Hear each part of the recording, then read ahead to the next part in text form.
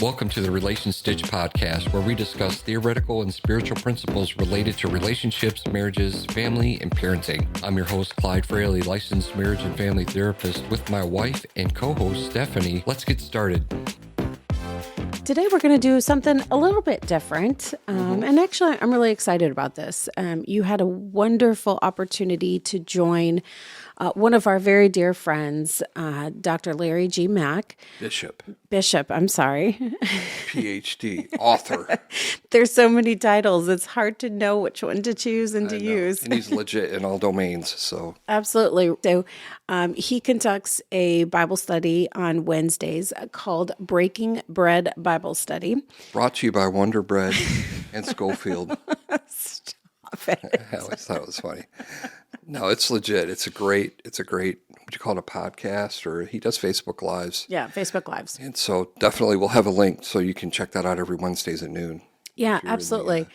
And it was really a great conversation about your new book, which we're so excited about. A workbook that's now available. It's on Amazon, is on his website. There will be links to where you can purchase it if you're interested off of this podcast. But it's all about romance and attachment theory. And he really did a great job of opening up the conversation and starting to learn a little bit more, not only about what attachment theory is, but also why it's helpful for us to understand, especially in context with our relationships. So wonderful conversation that you had. Yeah, that was a lot of fun. And I apologize, it took us a minute to get the technology piece figured out. But once we got rolling, it was a lot of good information in there, and I think it helped some people. But there were some questions we couldn't get to, so. There were. So today we are going to unpack some of those questions that we really didn't get to spend a lot of time talking about in that podcast. And hopefully it's just a great way to continue the learning and the discussion around that subject. Okay.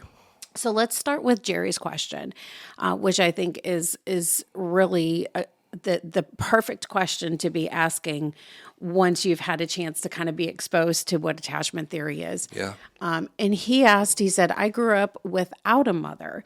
Do you think I'm getting into relationships looking for a mother figure?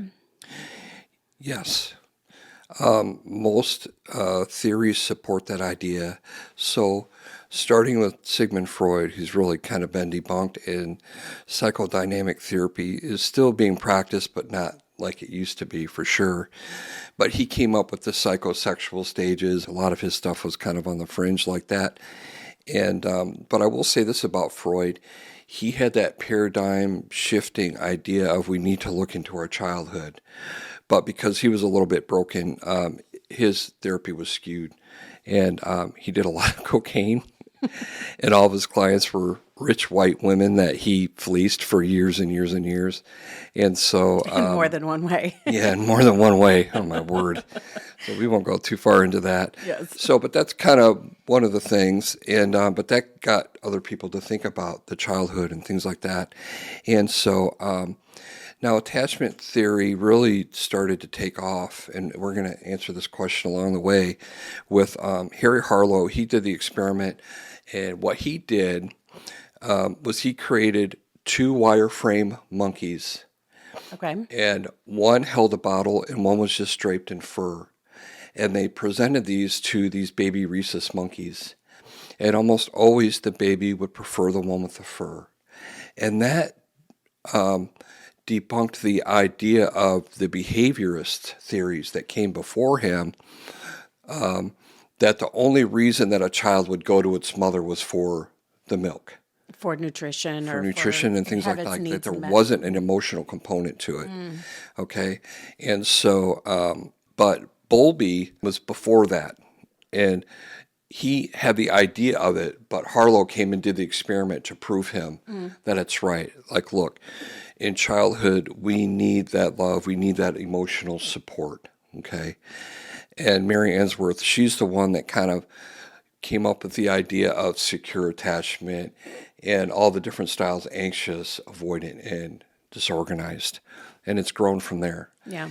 And so all these ideas are pointing to, yes, we need certain things in childhood, and when we don't get it, we seek out after it. You and I were talking about this yesterday, how it's really important to be self-aware. Yeah. And know the gaps. I don't know how I did it early on, but I knew what I needed, and I sought after someone that was secure like my wife. And so if you're single or you find you're in that place where you're looking for a relationship, be careful of that emotional urge. Right. Because we're looking for chemistry. Well, the chemistry will be there, but it's not always good. Right. Right? Because somehow the universe brings people together that can fulfill each other's needs. But that can be unhealthy if you're not, wise about it. And so if you're self-aware, you can say, okay, these are the gaps that I have. And this is the kind of person that I need to be with that can help me. Or in Jerry's instance, and maybe this didn't necessarily pertain to Jerry, but you often will hear people say, why do I always choose the wrong person? Why do I always go after the person that will hurt me or whatever it may be? You hear that often of, man, I always seem to pick the wrong one. And it sounds like, at least kind of from what Jerry's now coming to the conclusion of or starting to be aware of, is that understanding what you did and did not get in your childhood can even subconsciously lead you into relationships thinking it's chemistry, but really drawing you into this relationship that could be unhealthy just because it's being influenced by what you experienced in the past. Yeah. So here's a good example. If you grew up and your father was an alcoholic, and now you've been in a string of relationships with men or women or whatever that are also alcoholics, in your mind, like logically, that doesn't make sense. But it's easier for you to navigate that because it's familiar to you. You understand and it. A lot of times we mistake that familiarity with chemistry that can be good for us. Right. When in fact it's not. And so the alcoholic or the person that has, an addiction of some sort, they seek out consciously or probably more likely unconsciously a person that will enable that. And the other person, they grew up hurting for their parent who was an alcoholic, and they were always reaching out to heal them and to try to help them. And then that grew into a pattern, and now, okay, the alcoholic finds someone who's enabling, and then the enabler, finds an alcoholic. And so there's symbiosis there. Right. But is that healthy? Right. Or maybe in that example you just described, the person, the child figure was, looking and seeking to help and now is looking to help someone. Mm-hmm. But it could even also be a different response that the child had of a need to protect and a need to withdraw. So certain things may present themselves in a relationship and all of a sudden their walls and their defenses go up and they don't even understand why. Why am I withdrawing? I like this person. We have a great relationship. We have kids, whatever it may be. Why am I withdrawing from this person? Like they may not even understand that that's a learned behavior that came from that childhood experience. Right. And my book talks about phenomenological needs. I know. Sorry. It's a big That's one. a mouthful. Yeah. So that's a great point, Steph, that on the flip side, because let's say the alcoholic, experience, again, we'll use that as an example, where now maybe they married someone that's secure, but they get really anxious if their partner has one drink. Right. You're going to turn into an alcoholic. I have clients like that where like, okay, they did this or that, and they did it within moderation, but they see that slippery slope.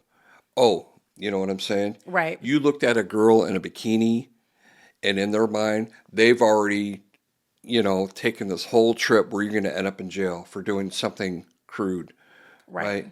And so, but that's not the case. Right. But that's their fear. Right. Because of their conditioning. Right. For sure.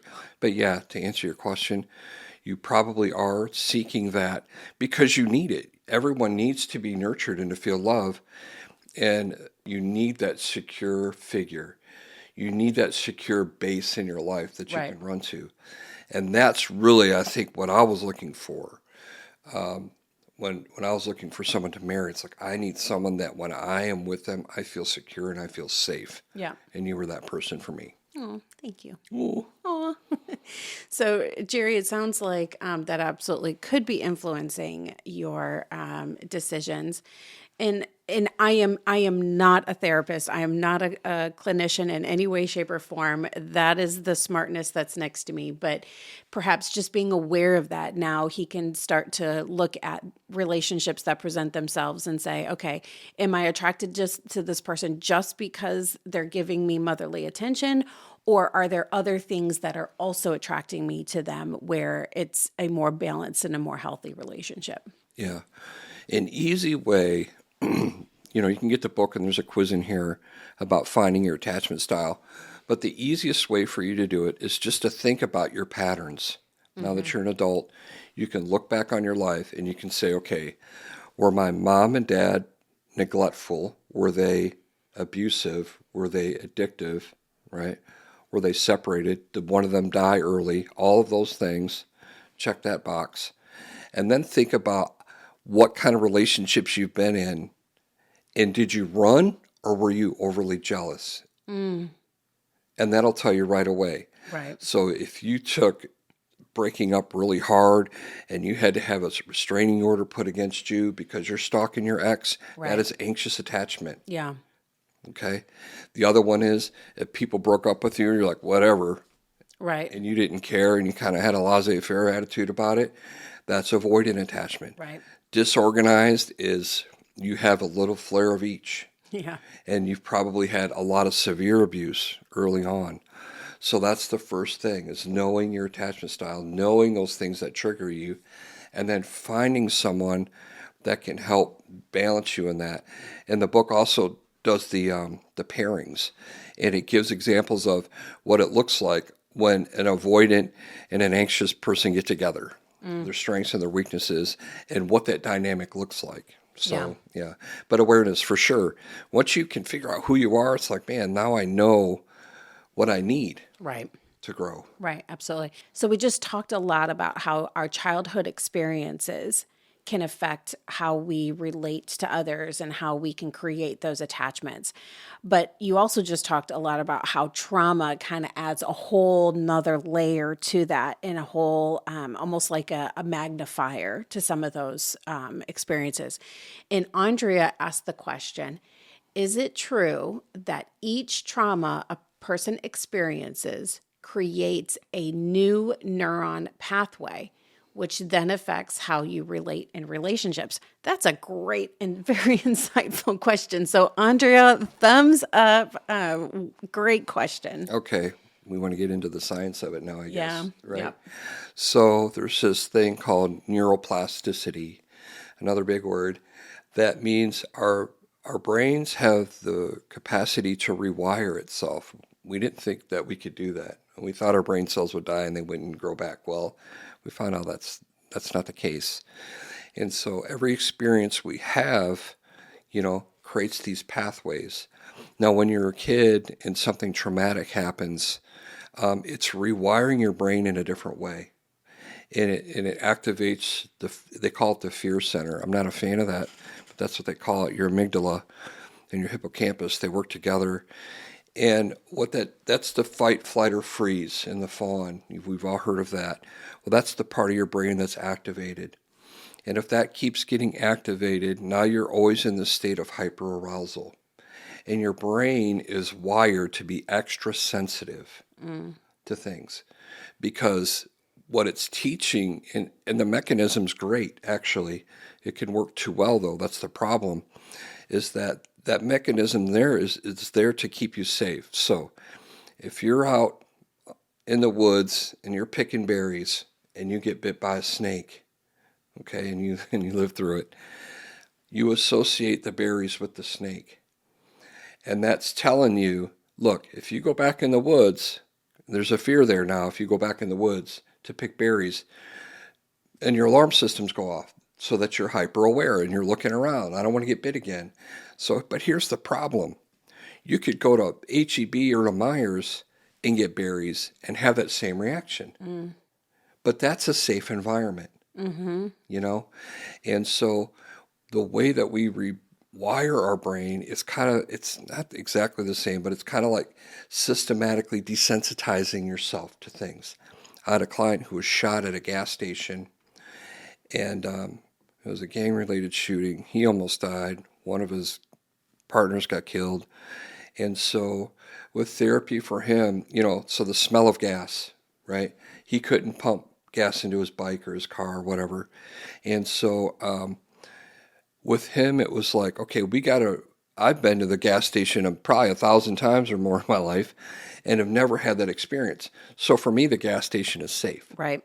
For most of us, it is. Yeah. For him, it's not. Right. So that's the idea. You have to retrain your brain and your body to remember that, okay, this actually is a safe environment.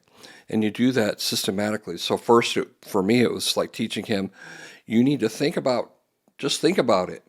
Right. To the point where you don't have a land of anxiety. And then you go drive by a gas station, not the gas station. Right. Until that anxiety is less. And then go in and get a pack of gum, see the progression there. And then eventually the idea is that you've rewired, because of the experiences, your brain. And so read the question again so I make sure I'm not gapping on anything. No, so she had asked, is it true that each trauma a person experiences creates a new neuron pathway, which then affects how you relate in relationships? Yes. Okay. So the point with all of that is you have this trauma, your brain's wired a certain way, and so because of that, you're going to reach out to certain people that you feel are safe, you know. But to heal from that, you have to pick a person who is actually safe. Yes. And that can do it consistently over time. Right. And it's the same thing. You're being systematically, reprocessed, and you're rewiring your brain to learn that relationships can be healthy. Right. And there are people out there that are kind. Yep. And not abusive, and they're reasonable. Yeah. So actually, this may be a good opportunity for us to talk a little bit about our own dynamics. You know, you talked a lot about how I have a very secure attachment style, but yours was almost a little bit disorganized. At times you could be very anxious, but then also at other times you could be very avoidant. And for me, not having really a full picture of your entire childhood experience yet, not really having a full picture of this knowledge and what this means and how this affects how you related to me, that took quite a bit of navigating when we first got married. Yeah. But over time, you were patient and you tried different things and you figured out how to disarm me in a way. Yeah. In conflict, you would try different things, and then finally, what do you think? What did you land on? I will say that one thing that every time we were in conflict, I always would pray, Lord, show me how to manage this, because I know that number one, it's not all him and it's not all me, but give me wisdom on how to handle this. And, it's funny, retrospectively, I can see how he answered in a very big way. I mean, look at what we're talking about today. I mean, He didn't just show up. He showed up. Showed out. He poured out that wisdom in a massive way. But, I would start to understand the things that worked and things that didn't work. A lot of it was trial and error. But I think the one thing that helped was we were both extremely committed to, this is our person. This is who God put us together with for a reason. And we are going to find a way to navigate it in a way that makes sense and mutually accomplishes the goal. So that's a really good segue for the next question. Lala had asked a question. What do you do if the person doesn't allow you to walk away or honor the safe word or safe space? So actually, Mike, my brother, he commented on that, and basically what he said was, it takes mutual respect, and I agree with that. That is the end goal, but most couples don't start there. And so, first of all, I think the one thing that could be happening is you're getting triggered too soon. And if you actually are using a safe word, you're using it too late. You have to do it before things get too crazy. Right. Because what happens is your amygdala kicks in and your frontal lobe turns off. That's your logic center. Right. And that's why you say things that you regret later. That fight, flight, or freeze response kicks in and you literally lose your mind. They call it flipping your lid. You might have seen that on Instagram or something, right? And so, and you lose control. The other thing is the Gottmans talk about, do I have that graphic here? I'm going to put all this stuff will be in links in the description. But the 4 horsemen of the apocalypse. That sounds dire, right? Because it is. We're not talking about Revelations today. No, although they do base it off of that. That's where it kind of came from. So you got criticism, contempt, stonewalling, and defensiveness. And one of the things they talk about, they call them antidotes to the 4 horsemen. One of them is building admiration for one another. So while you're not in conflict, you have to spend time nurturing one another. And with some couples that are really emotionally explosive, I have to go all the way to the bottom with them and be like, look, do you love one another? Yes or no? Yes. Do you want to hurt one another? No, we don't. Okay. That has to be your default. You always have to go to that. Mm-hmm. So the way that you do that is you talk to one another and you do things for one another that's kind throughout the week. Right. They call it making these emotional deposits, right? So now I have credibility with you. There's something in the bank, as it were, right? And that gives you a little bit more patience and empathy when you're in conflict. And you have to think about, if I love this person and I don't want to hurt them, that means you can make the assumption that we're on the same team and we actually want the same thing. Right. And usually the fight is about how do we get the same result. You want to go path A, I want to go path B, and we fight about the path, but we want the same goal. Right. So that's where you have to learn to compromise and things like that. My next book goes into depth about that, like a lot. But these graphics will help. I got 3 or 4 infographics here. And the other one, again, and it takes 2, right? So it sounds like the one partner here is maybe good at regulating their emotions. The other partner has to work on that. Right. Right. So I'm hearing 2 things. One, build that mutual respect. Do the work that you're going to need in conflict before the conflict happens. But then also have enough awareness of yourself where when you use that safe word, which you had advised, don't create a safe word in the middle of conflict. This is a conversation that needs to happen way before that. Yes. But you begin to not wait until things are so heated that you're trying to use the safe word as an escape from the conflict, but an awareness of, okay, I'm starting to realize my pulse is raising. I'm starting to get, I can feel myself moving into that place where I'm responding emotionally, not logically, or from a position of wisdom or logic. And now it's time for us just to use the safe word and let's calm things down a little bit. And I also think, and you shared this before, it's important to understand the rules of the safe word, and that it doesn't mean that we're not going to talk about this. It means I need fill in the number. I need 20 minutes to calm down. Yeah. So 20 minutes is the minimum amount of time to get the cortisol and the adrenaline out of your blood system. And then your frontal lobe re-engages.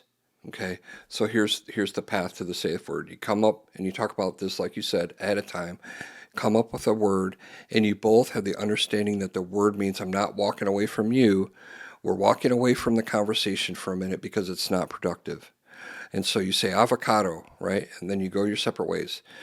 First of all, if you can help it, don't leave the house. And if you want to go for a walk or a quick drive, tell your partner where you're going and when you're going to be back. Be like, don't worry, I'm just going to go to the park. I'm going to walk around and I'm going to get some fresh air and I'll be back in 30 minutes. Okay? Because think about it. If you have an anxious partner and you leave, that's going to make it worse. Right. So know who you're dealing with, okay? So if you have an anxious partner, it's probably better for you to stay home, go in the backyard or go in a different room so that that proximity is there. Because if you leave, they're going to interpret that as they're leaving me, no matter what your words say, especially if you're already triggered, right? And so know who you're dealing with in that regard and communicate through your communication. Right. Meaning, I'm going to be back. Keep that promise. Yes. It is vitally important because that's how you build trust. Right. I need 20 minutes. Then you come back. And then you ask, are you ready to talk? No, I need to talk about it later. Okay. Can we talk about it in the morning? Yes. Right? I'm going to be, especially if it's late at night and you're in conflict, man, table it. Well, I don't want the sun to go down on my wrath. Okay, that's fine. You ever fought at 2 a.m.? You done argued from the sun going up and then going down. Be smart, okay? Right. Right. So, because you want a good result.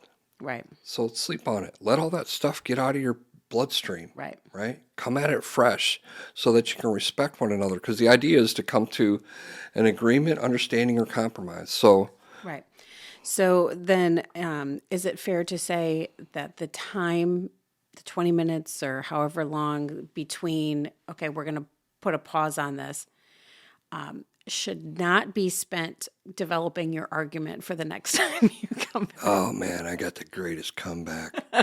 She said XYZ, and I have a rebuttal that's going to crush her. That's probably not going to lower your cortisol. It is not, right? When you disengage, either do something mindless, right?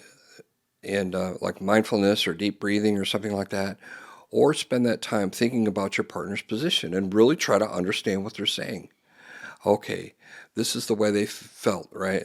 They saw me on Facebook talking to an old friend, which I don't have any feelings for, but I guess I could see where that would make them anxious. Instead of defending them, I've been friends with them from school and I've never cheated on you and I don't know why you're so nervous. And then you're defending your position. But if you knew your partner, and especially again, if they have an anxious style, you have to accommodate that need for them. Like, okay, I'm sorry. So that's what the phenomenological needs are, is like my partner might have a need that's greater than the population's need for security or for space. And definitely for your own, right? So if I'm anxious and she's avoidant, man, our capacity is a lot different. And if you understand that, like if she's avoidant, I'm going to give her more space and I have to be okay with that because that's what she needs. But if she's anxious, I have to give her a lot more transparency. I have to give her a lot more communication about where I'm at and what I'm doing, because trust is a huge issue, and any little bit or any little thing can make them feel like they're being betrayed. And over time, hopefully that will lessen and lessen. Right. But if you're not consistent with that, you keep opening that wound for them. Yeah, that's really good. And actually that leads us to the final question that came from Velvet. Any tips on self-regulation when triggers or conflicts arise? Yeah, there's a lot of practical things you can do. Again, being aware of yourself. And then, so like I said, I'm going to put all these handouts on there. So since we kind of started talking about chemicals already, like cortisol and all that, and so there's these happy chemicals, things that your body releases when you do certain things to kind of boost your mood, okay? And so dopamine is the reward chemical. And so like meditation and achieving goals or that creative process, if you write or you draw, doing that releases dopamine. Oxytocin is the cuddle hormone. And so physical touch, and let's say you can't touch your partner or be with them. If you have a pet, hold your pet your dog, right? Spend time with your kids, let them climb on you, stuff like that. That physical touch releases that cuddle hormone called oxytocin. Serotonin is the mood stabilizer. And so being in the sun, taking a shower, those kind of things, release that chemical. And that is responsible for mood and perception, memory, learning, all kinds of stuff with the serotonin. And your endorphins, that's the painkiller. So my clients love this. So eating chocolate, Now, that's the one that stuck out to me too. yeah, laughing, having sex, eating spicy foods, meditation, that releases that endorphin, that painkiller. And so if you're emotionally hurting, that's why sometimes you might be craving sweets and things like that, because your body's wanting to release that. But you can release too much of these hormones, and that's where addiction comes in. Right. You know, because those chemicals feel good, and they actually are very powerful. So I really love that graphic because it's just a great map to when I'm having a certain response, you can pinpoint, okay, what type of a response am I having, and then ways to counterbalance that. It's a great reference to be able to have. Yeah. So here's one other graphic I have for these are grounding techniques. You have breathing, counting backwards. These are things that kind of engage your logic center again, a lot of them. Holding a piece of ice, right? That grounds you, kind of brings you where you're at into this, I feel this cold, right? An emotional dial, that's like a visual in your mind. Okay, I'm turning down my emotions with this dial. Listening is a good one. You can just sit in a quiet space and close your eyes and try to hear all the ambient sounds, birds chirping or the train going by or, things like that. You're just really pulling yourself. These are things that pull yourself out of that emotional state and begin to ground you and bring you back to earth. Being curious about things, and the 5, 3, 2, 1 grounding is, that's just more breathing. So I'll put links to these graphics. You guys can print them out or take them, put them on your phone so that you have them. But these are things that you can do consciously. We spend a lot of time in prayer and in the Word. We spend a lot of time learning about our business. We spend a lot of time learning about things. But what's more important than your family and your relationship with your partner? That's right. Not a lot, maybe your relationship with the Lord, and that's it. Right. And, But even the Lord is, he is a relational God. So when we think about, making sure that everything is good within our home and within our family, that is very much a God activity because that is why he created us, was for family. Yeah, which goes to my point is we spend a lot of time with those things.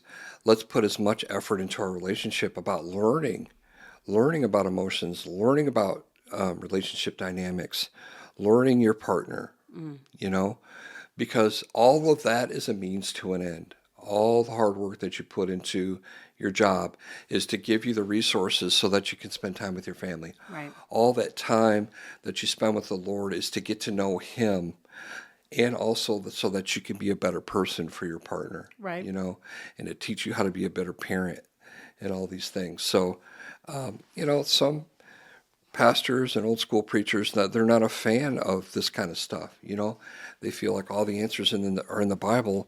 And yeah, to a degree, biblical principles and laws are foundational, but we can build on what God has given us. And a lot of this stuff is in like Proverbs and Ecclesiastes anyway.